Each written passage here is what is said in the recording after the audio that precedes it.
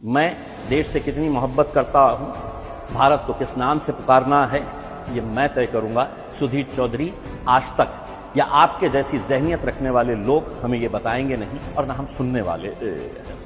सुधीर चौधरी साहब, शब्दों का थोड़ा सा लिहाज रखिएगा। आदाब, नमस्कार, सत श्री अकाल। 23 सितंबर 2024 एक तिरंगा रैली पूरे महाराष्ट्र से हर गाड़ी के ऊपर तिरंगा लहराते हुए हाथ में संविधान लेकर हम मुंबई की तरफ गए थे। बहुत भव्य रैली थी, सारी दुनिया ने उसे देखा। लेकिन उस रैली के बाद मीडिया का क्या रवैया था इस रैली के ताल्लुक से आपने बहुत सारे टेलीविज़न चैनल्स के अंदर और कुछ बिकाऊ यूट्यूब के ज़रिए आपने देखा होगा। मीडिया और मजलिस का एक अलग रिश्ता है। मजलिस मीडिया में जाती नहीं और मीडिया को मजलिस के बगैर नींद आती नहीं। कहीं ना कहीं कुछ ना कुछ ढूंढते रहते हैं कि इनके खिलाफ क्या लिखा जाए, कैसे इन्हें और बदनाम किया जाए करके। मैंने इससे पहले एक रिपोर्ट बनाया था कि रिपब्लिक भारत, बहुत बड़ा ग्रुप, हिंदी चैनल, अपनी सारी हदों को पार करते हुए, बेईमानी की हदों को पार करते हुए उस रैली के अंदर लाठीचार्ज के कुछ वीडियोस डाले गए थे। हमारी रैली के अंदर लाठीचार्ज, कहीं दिल्ली के करीब 1.5-2 साल पहले हुई लाठीचार्ज के विजुअल डालकर यह बताया गया था कि देखिए वहां पर बंबई में घुसने से पहले कैसा लाठियों से इन्हें भूना गया है करके। हमने पूरा पोस्टमार्टम करके रिपब्लिक भारत के बिल्कुल रिपब्लिक भारत को हमने पूरी तरीके से उधेड़ दिया था, उनकी सच्चाई देश के सामने लेकर आई। वरना लोग तो यही समझते रिपब्लिक भारत को देखकर कि कैसा देखिए इस रैली के अंदर। लेकिन हमने भी सोचा कि अब हम खामोश बैठने वाले नहीं हैं, जवाब हम देंगे। जी न्यूज़ वाले ने कुछ अपने तौर के ऊपर हमें बदनाम करने के लिए कहीं का वीडियो उठा के डाल दिया और हमारे ऊपर सवाल उठाना शुरू कर दिया, उसका भी जवाब हमने दिए। और आज बारी है आज तक सबसे तेज चैनल की, और उसके एंकर है सुधीर चौधरी साहब। 23 तारीख के दिन रैली निकली, 25 तारीख के दिन प्राइम टाइम में सुधीर चौधरी साहब, बड़े सीनियर जर्नलिस्ट है, इन्होंने 9 मिनट की एक रिपोर्ट तैयार की हमारे रैली के ऊपर। कहते हैं ना कि जहर में मिठास घोलकर कैसे पिलाया जा सकता है, उनकी ये रिपोर्ट देखने के बाद आपको समझ में आएगा। 9 मिनट आपके पास वक्त नहीं होगा, लेकिन ये रिपोर्ट मैं चाहूंगा कि पहले आप वो रिपोर्ट जरूर देखें, उनकी, सुधीर चौधरी की, जो आज तक के ऊपर उन्होंने दिखाए थे। और उस रैली का पूरा उन्होंने वर्णन किया था, एक्सप्लेन किया था, और उन्होंने बताया था कि एक नया शब्द आया है, इस्लाम और तिरंगा। नया शब्द, इस्लाम और तिरंगा। इसको लेकर उन्होंने पूरा उसका बड़ा ब्रॉडली उन्होंने उसको एक्सप्लेन किया। और उन्होंने कहा कि अब मुसलमान जो है अब अपनी रणनीति बदल रहा है और अपनी नई स्ट्रैटेजी तैयार कर रहा है, और वो अब मुसलमान इस देश का अपने हाथ में तिरंगा ले लिया है। अब सुधीर चौधरी साहब, शब्दों का थोड़ा सा लिहाज रखिएगा उसमें। अब नहीं, 1947 के अंदर जब ये देश आजाद हुआ है सुधीर चौधरी साहब, तो हमारे पूर्वजों से पूछा गया था कि आप यहां रहना चाहेंगे या पाकिस्तान जाना चाहेंगे। जिन्हें जाना था वो पाकिस्तान चले गए। मेरे पूर्वजों ने कहा कि ये नहीं, ये सरजमीन हमारी है, इस मिट्टी में हम पैदा हुए हैं और इंशाल्लाह इसी मिट्टी के अंदर दफन होंगे। 1947 को जब देश आज़ाद हुआ और हमें तिरंगा मिला, तो उसी दिन से इस मुल्क के मुसलमानों ने बड़े गर्व से, बड़े अभिमान से, बड़े फख्र से उस तिरंगे को अपने हाथ में ले लिया। किस बुनियाद के ऊपर सुधीर चौधरी साहब आप ये कह रहे हैं कि अब मुसलमान अपने हाथ में तिरंगा उठा रहा है करके?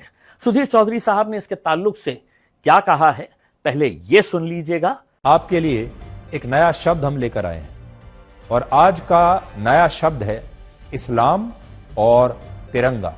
और आज इस्लाम और तिरंगे की हर जगह बात हो रही है हमारे देश में। ये नया एक कॉम्बिनेशन आया है, इस्लाम तिरंगा।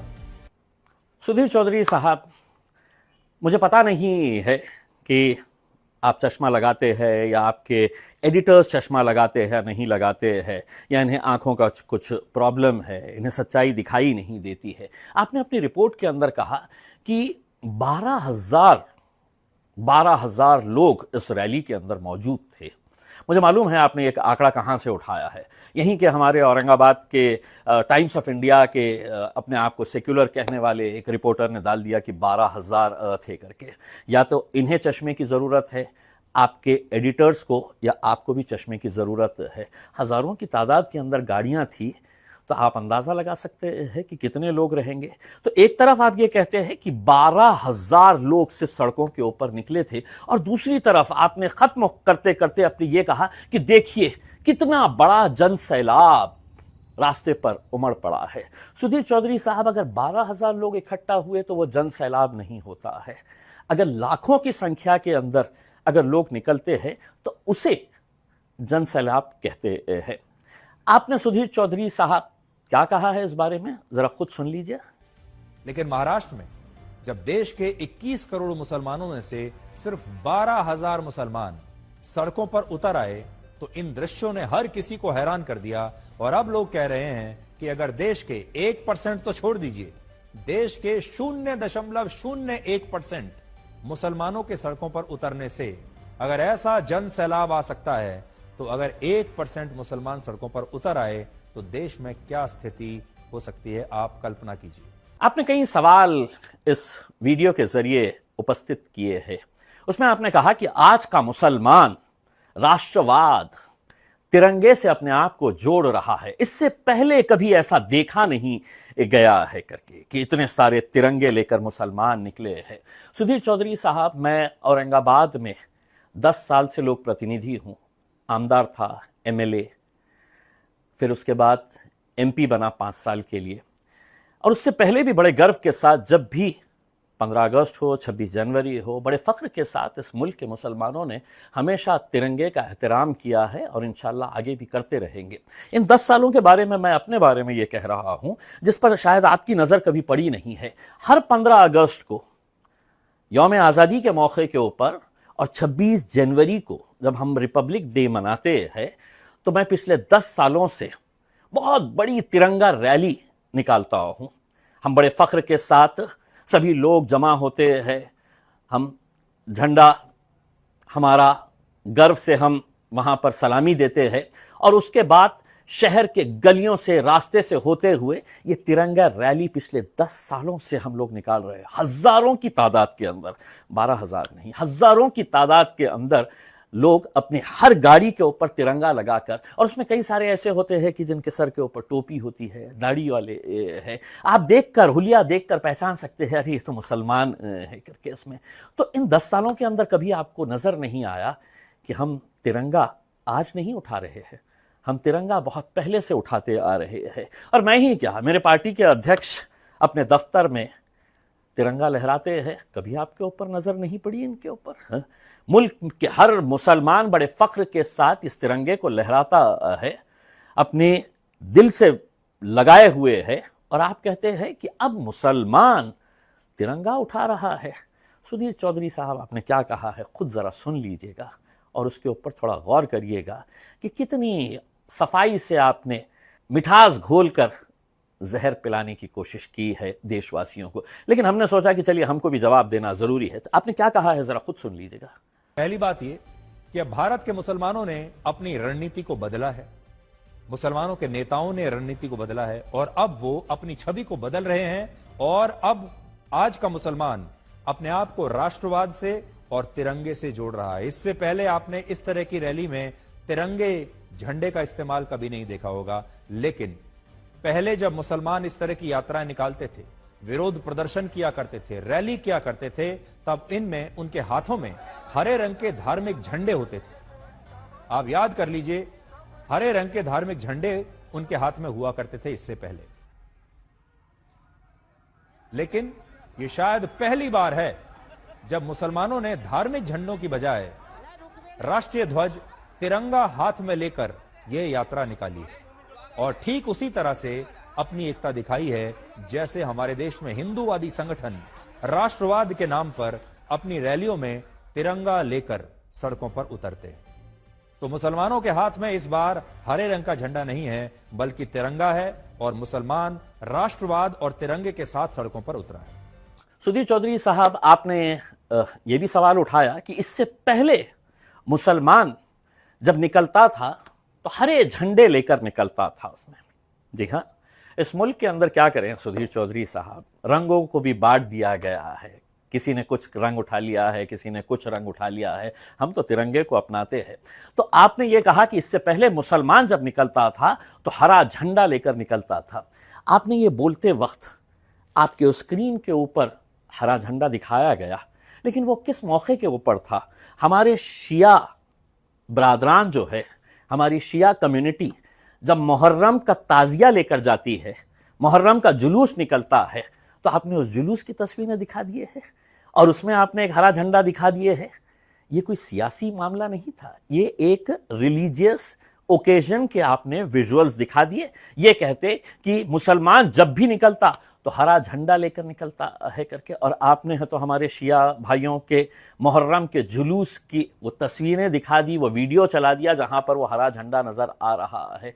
तो मेरे हिसाब से सुधीर चौधरी साहब, या तो आपके एडिटर को पता नहीं है जिसने ये रिपोर्ट बनाई है, जिसने ये विजुअल्स डाला है, उससे पूछिएगा। ये कोई सियासी मामला नहीं था, ये तो एक रिलीजियस फंक्शन था। जब हिंदू भाइयों का कोई त्यौहार आता है वो भी भगवा झंडा लेकर निकलते हैं। जब दलित भाइयों का कुछ धार्मिक त्यौहार आता है, कुछ ओकेजन आता है, वो भी नीला झंडा लगाकर निकलते हैं। आपको तकलीफ क्यों हो रही है कि मुसलमान जब निकलता है तो हरा झंडा? देखिए, जब तिरंगे की बात आती है तो हम तिरंगा बिल्कुल हम पूरा सम्मान करते हैं, लेकिन ये कहना गलत होगा कि मुसलमान अब तिरंगा उठा रहा है, ये गलत है। सुधीर चौधरी साहब, आप जब ये कहते हैं कि अब मुसलमानों ने तिरंगे को अपने हाथ में लिया है करके, तो मैं आपको थोड़ा सा याद दिला दूं, 1947 से हम ये झंडा उठा रहे हैं। 52 साल तक इस झंडे को किसने हाथ नहीं लगाया, आप जानते हैं? आप जानते हैं सुधीर चौधरी साहब, इस देश के बहुत सारे लोग जानते हैं कि किसने 52 सालों तक, 52 ईयर्स तक तिरंगे को अपने हेडक्वार्टर के ऊपर नहीं लहराया था। सुधीर चौधरी साहब, उस संगठन का नाम है राष्ट्रीय स्वयं सेवक संघ, RSS। शायद मेरे हिसाब से आपका भी ताल्लुक वहीं से है, इसीलिए आप हमारे ऊपर इल्जाम लगा रहे हैं। हमने तो फख्र के साथ 1947 से लगातार इस झंडे को अपनाया है। अब 3 बड़े सवाल इनसे और पूछने चाहिए, जिनमें पहला बड़ा सवाल यह है कि तिरंगे के साथ यात्रा निकालने के बाद क्या अब ये लोग राष्ट्रगान पर भी बिना किसी आपत्ति के खड़े होना शुरू करेंगे? दूसरा सवाल, क्या वो भारत माता की जय के नारे भी लगाएंगे? और तीसरा, उनके लिए पहले देश है या पहले धर्म है? सुधीर चौधरी साहब, आपने 9 मिनट की रिपोर्ट खत्म करते वक्त अपना एक फैसला सुनाया है। आप जज बनकर इस मुल्क के मुसलमानों से सवाल किए हैं। आपने 3 सवाल पेश किए हैं, जो बहुत ही भद्दे किस्म के सवाल आपने देश के मुसलमानों से किए हैं। आपका पहला सवाल यह है कि क्या अब ये सब देखने के बाद इस मुल्क का मुसलमान राष्ट्रगान के मौके के ऊपर बिना किसी आपत्ति के खड़े रहेगा? मैं सुधीर चौधरी साहब आपको, आपके चैनल को चुनौती देता हूं, चैलेंज करता हूं। आप बताइए, कब और कहां किस मुसलमान ने राष्ट्रगान होते वक्त सम्मान के साथ, गर्व के साथ, अभिमान के साथ, फख्र के साथ खड़ा नहीं रहा है करके? और आप खुलेआम कह रहे हैं कि मुसलमान क्या आप राष्ट्रगान के मौके के ऊपर बिना आपत्ति के खड़े रहेगा? हम खड़े रहते हैं इसमें, लेकिन इस सवाल के जरिए